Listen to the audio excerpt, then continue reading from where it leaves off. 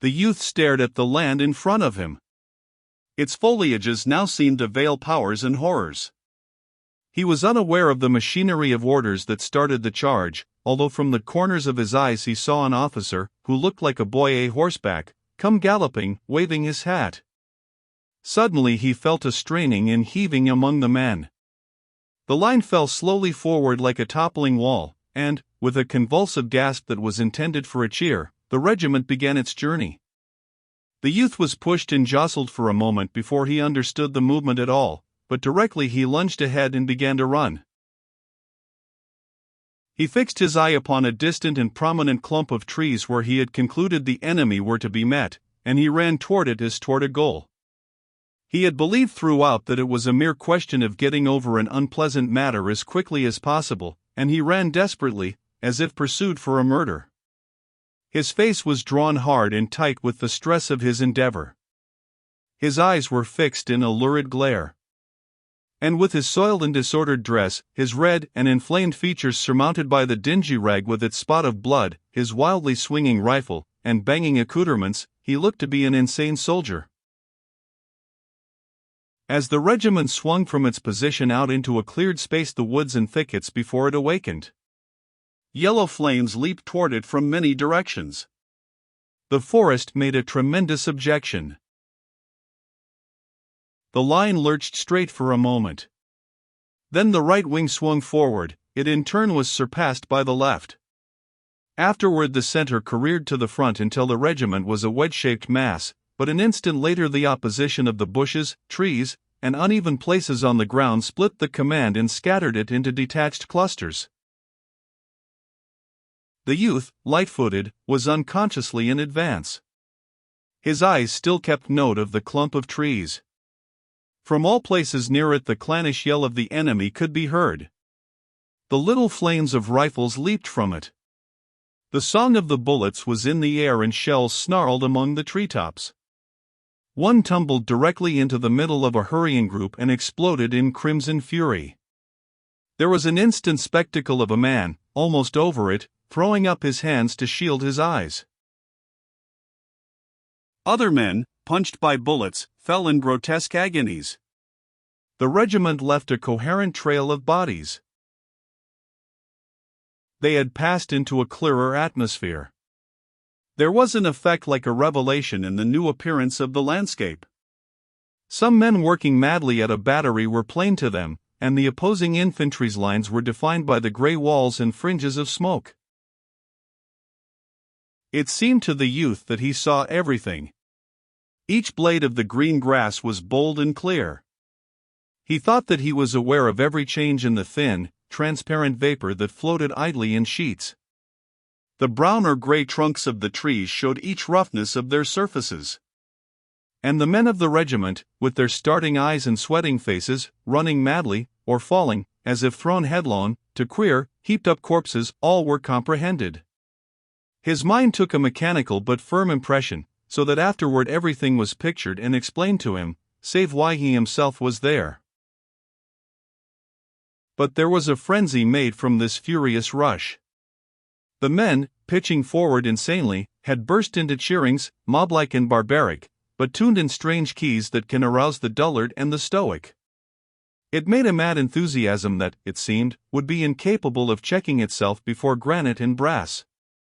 There was the delirium that encounters despair and death, and is heedless and blind to the odds. It is a temporary but sublime absence of selfishness. And because it was of this order was the reason, perhaps, why the youth wondered, afterward, what reasons he could have had for being there. Presently the straining pace ate up the energies of the men. As if by agreement, the leaders began to slacken their speed. The volleys directed against them had had a seeming wind-like effect. The regiment snorted and blew. Among some stolid trees it began to falter and hesitate. The men, staring intently, began to wait for some of the distant walls of smoke to move and disclose to them the scene. Since much of their strength and their breath had vanished, they returned to caution. They were become men again. The youth had a vague belief that he had run miles, and he thought, in a way, that he was now in some new and unknown land. The moment the regiment ceased its advance, the protesting splutter of musketry became a steadied roar. Long and accurate fringes of smoke spread out. From the top of a small hill came level belchings of yellow flame that caused an inhuman whistling in the air. The men, halted, had opportunity to see some of their comrades dropping with moans and shrieks. A few lay underfoot, still or wailing. And now for an instant the men stood, their rifles slack in their hands, and watched the regiment dwindle. They appeared dazed and stupid. This spectacle seemed to paralyze them, overcome them with a fatal fascination. They stared woodenly at the sights, and, lowering their eyes, looked from face to face. It was a strange pause, and a strange silence. Then, above the sounds of the outside commotion, arose the roar of the lieutenant.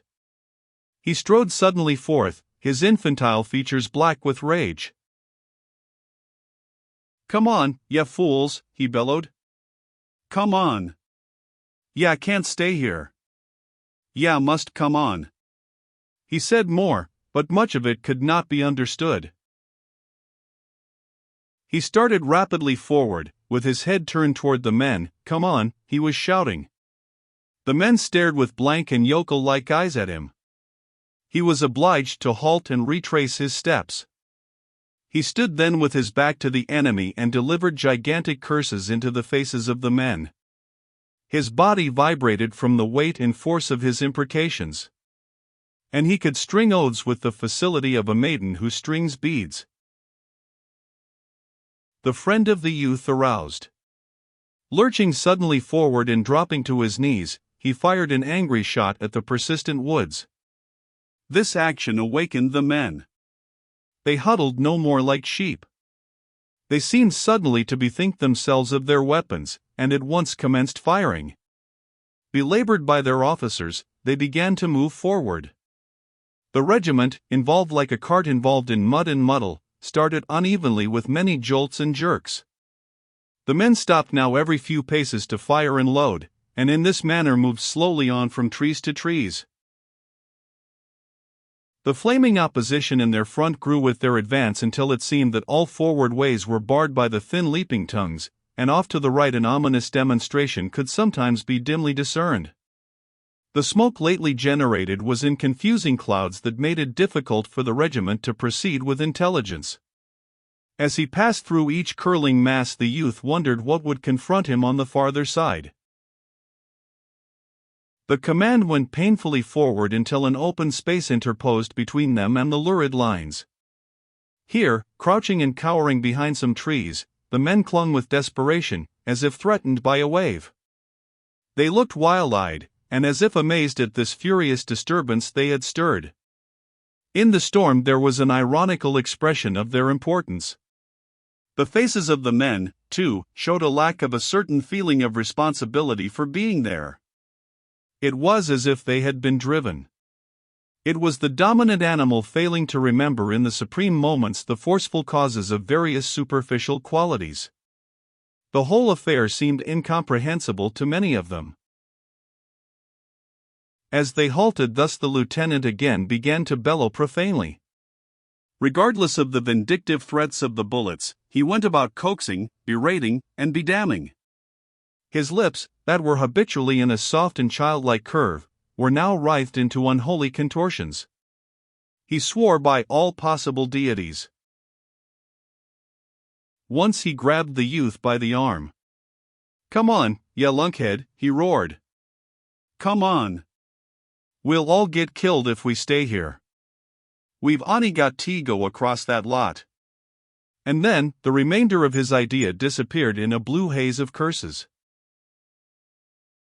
The youth stretched forth his arm. "Cross there?" His mouth was puckered in doubt and awe.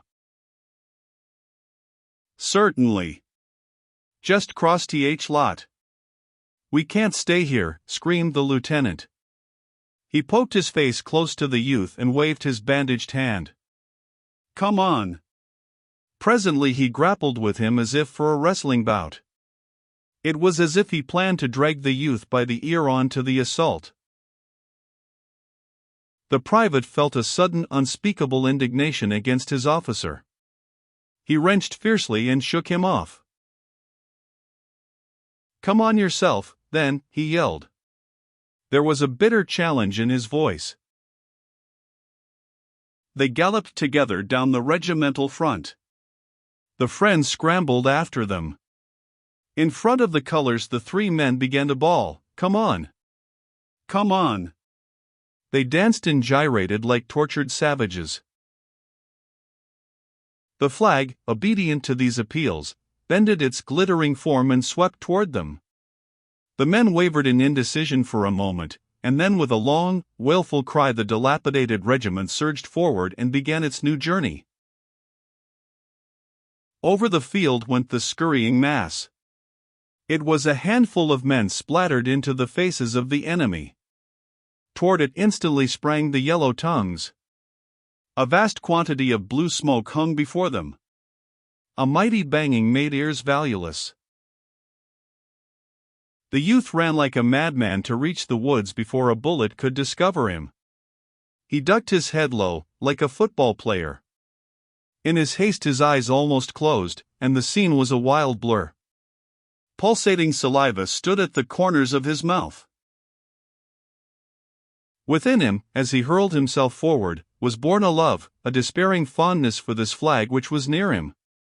It was a creation of beauty and invulnerability. It was a goddess, radiant, that bended its form with an imperious gesture to him. It was a woman, red and white, hating and loving, that called him with the voice of his hopes. Because no harm could come to it, he endowed it with power. He kept near, as if it could be a saver of lives, and an imploring cry went from his mind. In the mad scramble he was aware that the color sergeant flinched suddenly, as if struck by a bludgeon. He faltered, and then became motionless, save for his quivering knees. He made a spring and a clutch at the pole. At the same instant his friend grabbed it from the other side. They jerked at it, stout and furious, but the color sergeant was dead, and the corpse would not relinquish its trust. For a moment there was a grim encounter. The dead man, swinging with bended back, seemed to be obstinately tugging, in ludicrous and awful ways, for the possession of the flag. It was past in an instant of time. They wrenched the flag furiously from the dead man, and, as they turned again, the corpse swayed forward with bowed head. One arm swung high, and the curved hand fell with heavy protest on the friend's unheeding shoulder.